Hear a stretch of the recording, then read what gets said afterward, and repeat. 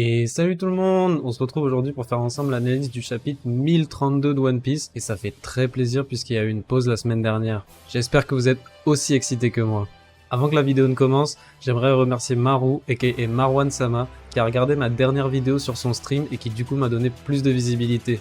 C'est vraiment trop sympa de sa part. Si vous ne le connaissez pas, il est très actif sur Twitter et sur Twitch et tout comme moi est un très grand fan de One Piece. Merci encore Maru. Et d'ailleurs, je vous remercie vous aussi qui m'avez peut-être découvert grâce à lui pour vos retours sur la dernière vidéo. J'ai eu plein de commentaires très gentils et j'ai aimé voir votre avis sur la théorie, qu'elle vous ait plu ou non. Aussi, comme vous le savez, demain l'animé de One Piece sort son 1000e épisode. Où je vis, il n'y a pas de cinéma qui le diffuse. Du coup, j'y réagirai en direct sur ma chaîne Twitch. Rejoignez-moi pour réagir avec moi ou pour regarder de nouveau l'épisode. On ne peut jamais trop regarder un épisode de One Piece après tout. Le stream devrait commencer vers 18 h. Je compte sur vous pour être présent. Maintenant que tout est dit, passons sans plus tarder à la vidéo. Le chapitre de cette semaine commence par une petite page cover assez sympa où l'on voit Yamato accompagné de chats noirs. Il n'y a rien de spécial à en retirer pour l'histoire. Personnellement, j'ai vraiment hâte que les mini-histoires recommencent en début de chapitre. C'est toujours plus intéressant. D'ailleurs, dites-moi en commentaire sur quel personnage vous aimeriez voir une mini-histoire. Le titre du chapitre est l'épée bien aimée d'Oden. On comprend donc que ce chapitre va impliquer Zoro et son nouveau katana hérité d'Oden, Enma. Et ça, c'est très très bon. Enfin, on aura un chapitre qui se concentre sur Zoro pour plus qu'une page. Ça faisait vraiment longtemps que c'était pas arrivé. On commence donc le chapitre avec Marco qui transporte Izo. Ce dernier a comme un mauvais pressentiment à propos du monstre de feu qui est en train de ravager le château. On a une belle case où on les voit voler vers Big Mom, ce qui nous permet de nous rendre compte de leur position par rapport aux autres combats qui se déroulent actuellement. On n'est pas sûr d'où ils se dirigent, et personnellement, si je devais deviner, je dirais qu'Izo veut aller là où se trouvent Okiko et Kinemon. Soit pour voir s'il a encore un espoir de les sauver, ou soit pour une raison totalement différente qui serait d'achever Kanjuro afin que le yokai disparaisse par la même occasion. Même si Oda a laissé paraître que Kanjuro était bien mort, je ne suis pas totalement convaincu. Durant l'œuvre, il nous a été montré que la mort d'un utilisateur de fruits du démon arrête le fonctionnement de ses pouvoirs, par exemple lors de la mort de Corazon. Et je ne vois pas pourquoi Kanjuro serait une exception. J'ai entendu des théories qui disaient que au bord de la mort, Kanjuro aurait en fait éveillé son fruit afin d'implanter son âme dans ce monstre. Il serait donc mort physiquement, mais pourrait continuer à faire ce carnage. Personnellement, je n'y crois pas trop. Je pense tout simplement que Kanjuro est encore à l'agonie. À la page suivante, la scène retourne sur Yamato, Drake et Appu. D'une façon ou d'une autre, Appu a réussi à continuer à poursuivre Yamato et est donc lui-même poursuivi par Drake. C'est là qu'apparaît le monstre de feu créé par Kanjuro dont Robin et Brook ont réussi à s'échapper de peu. Une chance que n'auront pas les agents du CP0 les poursuivants. On voit que le monstre tente d'atteindre l'armurerie du sous-sol en traversant directement les étages du palais. J'ai vraiment du mal à imaginer comment Yamato ferait pour y arriver avant. D'ailleurs, il aurait pu faire des trous dans le plancher lui aussi, vu sa puissance, plutôt que de prendre les escaliers comme quelqu'un de normal.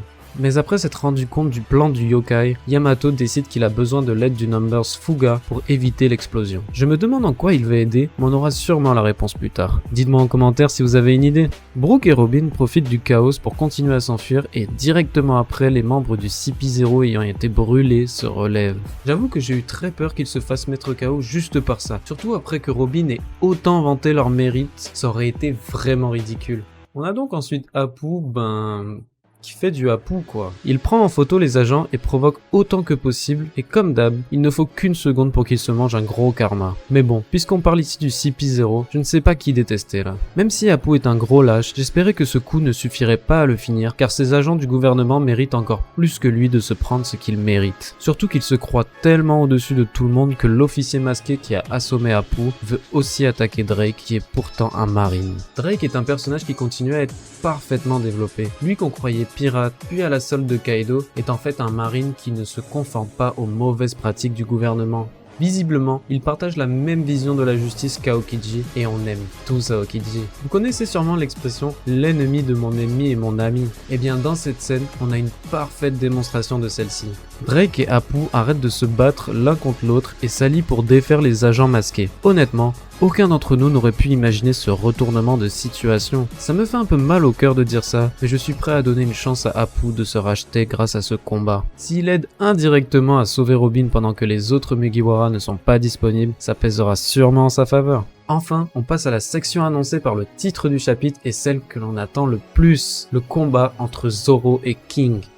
Cette scène commence par King qui lance une attaque très étrange. On le voit tirer le bout de son masque extrêmement fort, tellement qu'il fait une tête horrible, lui qui a toujours un visage sérieux d'habitude.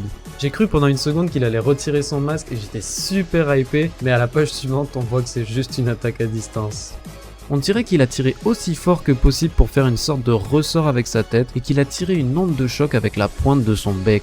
Zoro n'a même pas pu bloquer l'attaque tellement elle était puissante. Il essaye ensuite de contre-attaquer, mais King peut facilement éviter ses attaques. Ce combat prend une tournure que je n'attendais pas, mais que je suis très content d'avoir. En effet, on a droit à une scène totalement absurde où King raconte absolument n'importe quoi sur les pteranodons et Zoro le reprend d'une façon assez comique. Je ne m'attendais tellement pas qu'il y ait ce genre de moment dans un combat entre ces deux-là qu'au début, quand King a dit que les pteranodons chassaient leur proie en envoyant une onde de choc, je me suis demandé ce qu'Oda avait bien pu fumer avant d'écrire ce chapitre.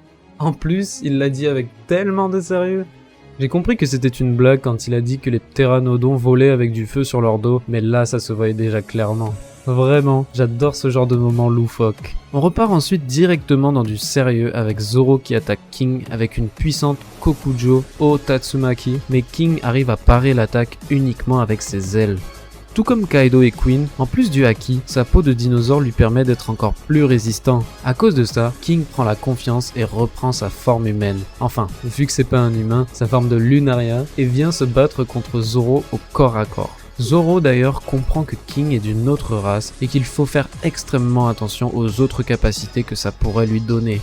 Après s'être fait repousser facilement par King, Zoro annonce qu'il ne pense pas pouvoir gagner. Quand j'ai lu ça, j'étais vraiment choqué. J'ai pris une pause d'au moins 10 secondes après avoir lu ces cases, car c'est tellement rare que Zoro ne croit pas en sa victoire. C'est vraiment pas quelque chose qu'on le verra dire souvent, et c'est marquant. Bon, après ma petite pause, j'étais soulagé, car la phrase complète est qu'il ne pense pas pouvoir gagner tant qu'il ne sait pas ce qu'est King. Là, j'ai quand même plus reconnu Zoro, car il croit toujours pouvoir gagner, mais à condition de connaître l'étendue totale des pouvoirs de King. C'est à ce moment-là que le son d'un shamisen se fait entendre jusqu'au lieu du combat. C'est alors que le sabre préféré d'Oden, Enma, réagit instantanément à ce son et se met à aspirer l'énergie vitale de Zoro comme il l'avait fait la première fois. C'est très probable que cette mélodie, qui, comme nous le verrons après, est jouée par la fille de son ancien maître et fait réagir le katana qui soit s'attend à être manié par celui-ci et donc demande à Zoro plus de puissance qu'il ne peut en fournir, soit envoie un signal à Zoro pour lui faire comprendre qu'il n'a aucun droit de se faire dominer au combat pendant qu'il l'utilise. Pour moi, cette réaction est la manière du katana d'envoyer le message qu'il est temps d'y aller à fond pour être digne de le porter. Le chapitre se termine donc sur l'apparition d'Iori sous la forme de Komurasaki face à Orochi. En effet, personne du côté de l'armée de Kaido ne connaît la véritable identité de Komurasaki, ce qui explique la réaction d'Orochi qui pleure de joie à l'idée qu'elle soit encore en vie. On a donc la confirmation que la silhouette de femme qui a soigné les fourreaux rouges dans le chapitre 1004 était bel et bien Iori et non Toki. Maintenant, ce qu'il reste à se poser comme question, c'est quel est son but à apparaître de la sorte devant Orochi. Je pense qu'il y a deux explications possibles. Premièrement, il se peut qu'Iori soit là pour tuer Orochi de ses propres mains pour toutes les atrocités qu'il a fait subir à son peuple. Ça expliquerait pourquoi elle affirme vouloir passer le reste de sa vie avec lui. Il se peut qu'elle réfère ici à passer l'éternité ensemble dans la mort, ce qu'elle ne peut pas dire mot pour mot en face d'Orochi, évidemment. Devant elle, on peut le voir qu'il y a de quoi faire du thé. Il serait alors possible qu'elle ait empoisonné ce thé afin de les emporter tous les deux dans la tombe. Et si vous vous demandez pourquoi elle se tuerait elle aussi alors qu'elle pourrait uniquement empoisonner Orochi, eh bien je pense que c'est parce que Orochi serait très méfiant si jamais Iori ne buvait pas le thé avec lui ou si elle utilisait une différente théière. En plus, ce serait très symbolique et ça aurait un impact émotionnel très fort que le bien de ce pays se sacrifie pour éliminer le mal de ce pays.